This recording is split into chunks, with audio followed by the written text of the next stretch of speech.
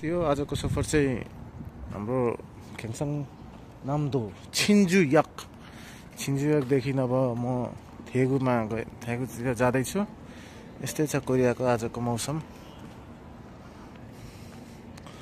अनि अब प्रोसेस भन्दाखेरि एक्जिट इन्ट्रान्स भनेपछि यताबाट छिर्नु पर्यो।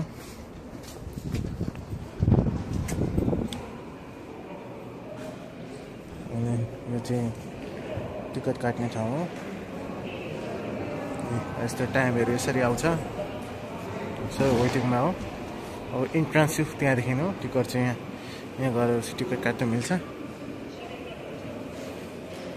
यो चाहिँ अहिले ट्रेन जाने समय कहाँदेखि कहाँ जान्छ भनेर सबै यसरी कुन ट्रेन हो, कति बजे यहाँबाट स्टार्ट हुन्छ, कति बजे उता पुग्छ, सबै टाइम टेबल सबै त्यहाँ दिएको हुन्छ।